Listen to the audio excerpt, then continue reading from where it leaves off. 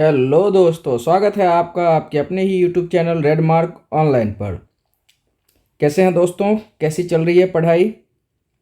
हम लोग previous year questions देख रहे हैं और आइए हम लोग शुरू करते हैं 33 नंबर क्वेश्चन से। क्वेश्चन है कि धुआंधार जलप्रपात का संबंध निम्नलिखित में से किस नदी से है? धुआंधार जलप्रपात, देखिए धुआंधार जलप्रपात मध्य प्रदेश में नर्मदा नदी पर है। मध्य प्रदेश में नर्मदा नदी पर है। इसके साथ साथ और कुछ जलप्रपात हैं जो कि मध्य प्रदेश के नर्मदा नदी पर हैं, और दुग्धधारा जलप्रपात और कपिलधारा जलप्रपात। याद रखेंगे, धुआंधार के साथ साथ दुग्धधारा और कपिलधारा, ये तीनों जलप्रपात जो हैं नर्मदा नदी पर स्थित हैं। तो आपका क्वेश्चन था कि धुआंधार प्रपात का संबंध किस नदी से है? नर्मदा नदी से है। नेक्स्ट क्वेश्चन देखते हैं कि एक दुकानदार को अपने माल पर क्रय मूल्य से कितना अधिक प्रतिशत अंकित करना चाहिए कि अंकित मूल्य पर 20% की छूट देने पर भी उसे 20% का लाभ हो। कहता है कि एक दुकानदार को अपने कोई भी सामान खरीदा है, उसका मूल्य अंकित करना है। अब वो कितना प्रतिशत बढ़ाकर मतलब मूल्य अंकित करे कि अगर उस पर बढ़ाए गए कीमत पर भी, बढ़ाए गए एमआरपी पर भी अगर वो 20% की छूट देता हो तो भी उसे 20% का लाभ हो। देखिए, सपोज कीजिए कि कोई सामान 100 रुपया में कोई दुकानदार खरीद कर लाया है। अब वो चाहता है कि उसका दाम क्या रखा जाए कि उस दाम पर बेचने पर हमें कम से कम 20% का लाभ हो। तो उसका दाम हम X% बढ़ा के रखते हैं। सपोज कीजिए X% बढ़ा के रखते हैं और इस पर बेचते हैं तो 20% का हमें लाभ होना चाहिए। किससे? 100 का 20%, यानी 120 रुपया में वो बिक जानी चाहिए, तब ना 20% लाभ होगा। तो हमें ये x की वैल्यू निकालना है और देखिए ये हल किया गया है। आपका 50% आंसर होगा हल करेंगे तो।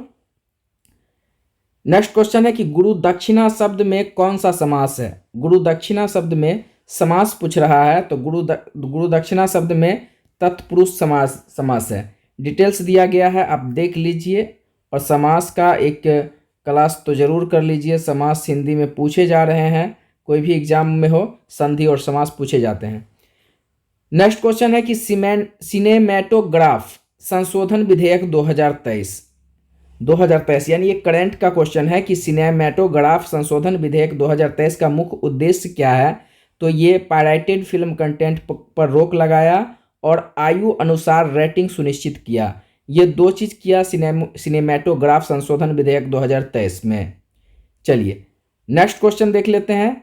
निम्न में से किसका उपयोग कांच पर लिखने में किसका उपयोग होता है? तो हाइड्रोजन फ्लोराइड का इस्तेमाल, HF का इस्तेमाल कांच पर लिखने के लिए किया जाता है। नेक्स्ट क्वेश्चन है 1915 में भारत लौटने के बाद गांधी जी ने डैश की तरह कपड़े पहनने लगे थे।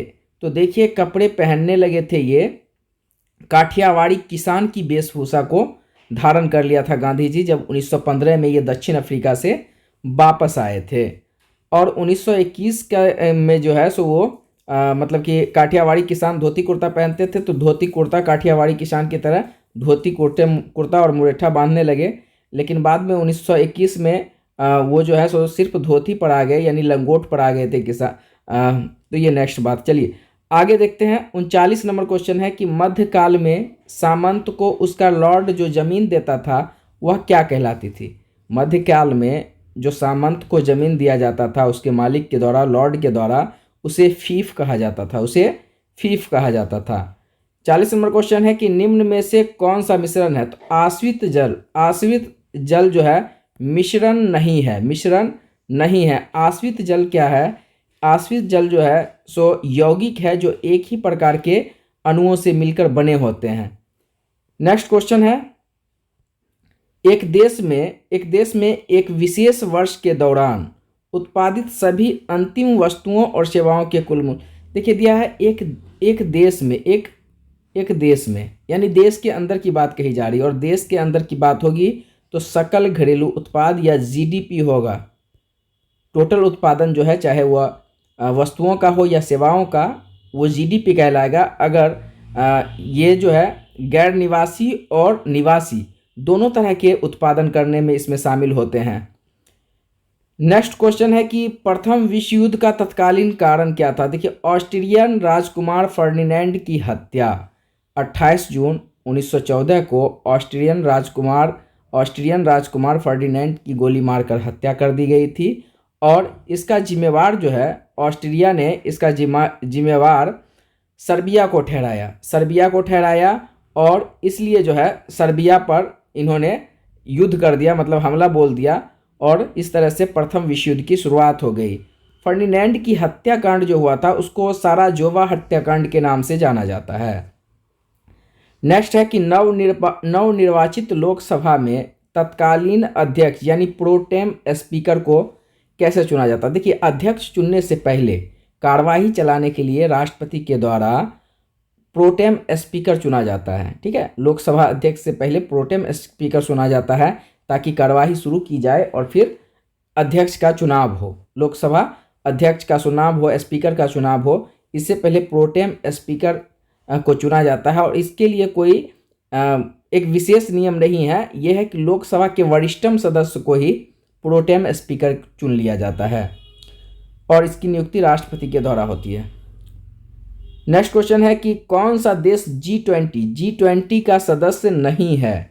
तो देखिए, भारत तो G20 का सदस्य है, लेकिन भारत के पड़ोसी देश G20 का सदस्य नहीं है। तो इसमें भारत का पड़ोसी देश बांग्लादेश का नाम है, तो ये G20 का सदस्य नहीं है। G20 का गठन 1999 में किया गया था और इसमें अभी 21 देश शामिल हैं। 21 देश कहना उचित नहीं होगा, 19 देश है और 2 संघ है, एक यूरोपियन संघ और एक अफ्रीकन संघ, जिसमें अफ्रीकन संघ अभी लेटेस्ट 2023 में इसे ज्वाइन किया है। और कौन कौन से देश हैं यहाँ पर देश का नाम दिया गया है, आप इसे देख लीजिए। नेक्स्ट क्वेश्चन है कि निम्नलिखित में से कौन से पादप युग में उभयलिंगी पुष्प होते हैं। उभयलिंगी पुष्प का मतलब क्या हुआ दोस्तों, जैसे एक ही फूल में कोई एक फूल है और एक ही फूल में जो है नर भाग और मादा भाग दोनों उपस्थित रहे। ठीक है, तो इसे हम कहते हैं उभयलिंगी फूल। तो इसमें गुड़हल और सरसों उभयलिंगी फूल के उदाहरण है। बाकी तरबूज में पपीता में एक लिंगी फूल पाए जाते हैं। नेक्स्ट क्वेश्चन देखते हैं। टोक्यो ओलंपिक में सुमित नागल ने भारत का प्रतिनिधित्व किया था। देखिए, 2024 में ओलंपिक हुए हैं और 2020 में ओलंपिक हुए हैं, हर 4 साल में होते हैं। ये संबंधित है 2020 से, क्योंकि हम लोग जो अभी पढ़ रहे हैं वो 2023 का क्वेश्चन है। तो सुमित नागल ने टेनिस का प्रतिनिधित्व किया था। टेनिस खेल से संबंधित है सुमित नागल और इन्होंने टेनिस का प्रदर्शन किया था। भौगोलिक अनुसंधान में किस देश ने यूरोप को नेतृत्व प्रदान किया। 14वीं-15वीं शताब्दी में नए भौगोलिक मार्गों की खोज शुरू हुई और खोज शुरू करने वाले 2 देश अग्रणी थे, पुर्तगाल और स्पेन। तो पुर्तगाली जो है सो मतलब कि पुर्तगाली जो शासक हैं हेनरी द नेविगेटर इन्होंने प्रोत्साहन दिया था और पुर्तगाली नाविक जो हैं नए मार्गों की खोज करने के लिए निकले थे। इसी क्रम में बार्थोलोमियो डियाज 1487 या 88 में कैप ऑफ गुड होप की खोज किया, जो कि अफ्रीकी महाद्वीप का जो है सो सबसे दक्षिणी बिंदु है। और इसके बाद हम लोग जानते हैं कि 1498 ईस्वी में जो है Vasco D gamma cap of good hope से आगे बढ़ते हुए भारत के लिए समुद्री मार्गों की खोज की। और ये भी याद रखेंगे कि स्पेन के कोलंबस ने 1492 ईस्वी में अमेरिका की खोज की और अमेरिका को खोज करके अमेरिका को नई दुनिया का नाम दिया और अमेरिका के लोगों को रेड इंडियंस कहा। चलिए, नेक्स्ट क्वेश्चन है कि विधान परिषद वाले राज्य में विधान परिषद के सदस्यों की कुल संख्या उस राज्य की विधानसभा के सदस्यों की कुल संख्या। देखिए, विधान परिषद की संख्या पूछ रहा है कि उनके सदस्यों की संख्या कितनी हो सकती है, कम से कम, है ना, या ज़्यादा से ज़्यादा, जहां विधान परिषद है। तो देखिए, विधान परिषद है वहां विधानसभा तो है ही, विधानसभा है ही, तो विधानसभा का 1/3 ज़्यादा से ज़्यादा, ये है मैक्सिमम। मैक्सिमम वैल्यू कितना हो सकता है 1/3 और मिनिमम वैल्यू हो सकता है 40 से कम नहीं हो सकता। और ये किसके लिए हम लोग बोल रहे हैं? विधान परिषद के लिए। किसके लिए बोल रहे हैं? विधान परिषद के लिए। विधान परिषद के लिए बोल रहे हैं हम, ठीक है। तो विधान परिषद में कितना हो सकता है? मैक्सिमम 1/3 किसका? विधानसभा का 1/3, उस राज्य के विधानसभा का 1/3 मैक्सिमम सदस्यों की संख्या, या फिर कम से कम 40। देखिए डिटेल्स दिया गया है, आप फिर से देख लेंगे। नेक्स्ट क्वेश्चन है कि जी का मान कितना होता है? कैपिटल जी है, जी का मान होता है 6.67 गुना 10⁻⁻11 न्यूटन मीटर स्क्वायर प्रति किलोग्राम स्क्वायर। और जी, इस कैपिटल जी का मतलब होता है गुरुत्वाकर्षण नियतांक। गुरुत्वाकर्षण नियतांक। अब गुरुत्वाकर्षण नियतांक की बात करें तो वैज्ञानिक हेनरी कैवेंडिश ने गुरुत्वाकर्षण नियतांक के लिए जो है 6.67 10⁻⁻11 न्यूटन मीटर स्क्वायर प्रति किलोमीटर स्क्वायर इसका ज्ञात किया था। और गुरुत्वाकर्षण बल की खोज सर आइजैक न्यूटन ने किया था 1686 ईस्वी में।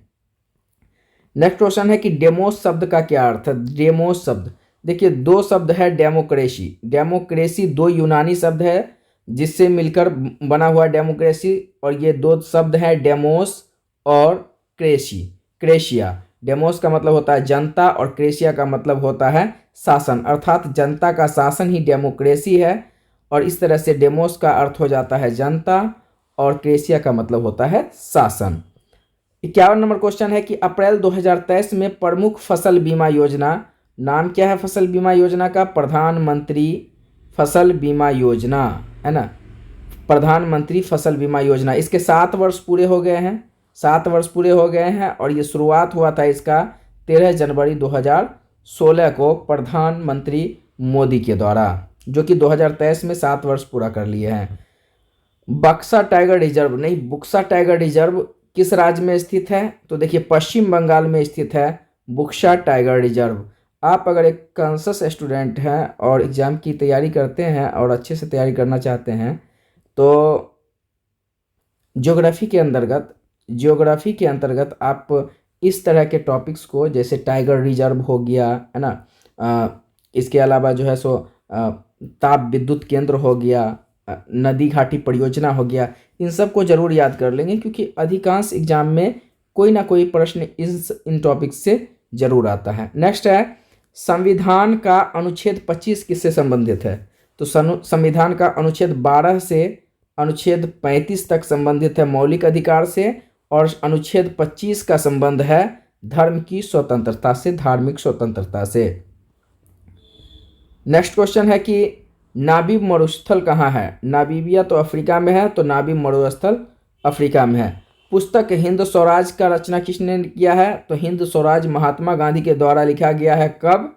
तो 1909 ईस्वी में। ये 1909 ईस्वी में अफ्रीका में रह रहे थे और अफ्रीका से ये 1909 में ब्रिटेन जा रहे थे पानी के जहाज से, और उसी दरमियान इन्होंने हिंद स्वराज नामक पुस्तक लिखा था। और हिंद स्वराज में इन्होंने स्वराज को बताने का प्रयास किया था कि स्वराज क्या है ना। और साथ ही साथ जो है सो इस पुस्तक में महात्मा गांधी ने ब्रिटिश संसद को बांझ और वेश्या से तुलना किया है। ठीक है, चलिए ये एक्स्ट्रा पॉइंट हो गया। आगे बढ़ते हैं। वर्तमान में केंद्रीय सतर्कता आयुक्त कौन है? करंट का क्वेश्चन है।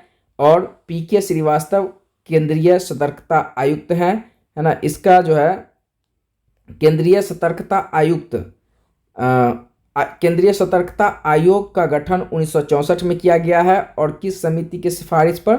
संथानम समिति के सिफारिश पर। नेक्स्ट है कि संसद के दोनों सदनों की संयुक्त बैठक के लिए गणपूर्ति कितना होना चाहिए? 1/10, है ना, 1/10 होना चाहिए। डिटेल्स है आप पढ़ेंगे। भारत में प्रतिवर्ष आर्थिक सर्वेक्षण कौन करता है? आर्थिक सर्वेक्षण जो है भारत में प्रतिवर्ष वित्त मंत्रालय के द्वारा किया जाता है। हम लोग जानते हैं कि फरवरी में जो है, फरवरी के अंतिम सप्ताह में सॉरी मैं ये कह रहा हूँ कि जो बजट पेश किया जाता है वित्त मंत्री के द्वारा। तो बजट पेश करने के 1 या 2 दिन पहले आर्थिक सर्वेक्षण जारी किया जाता है। किसके द्वारा?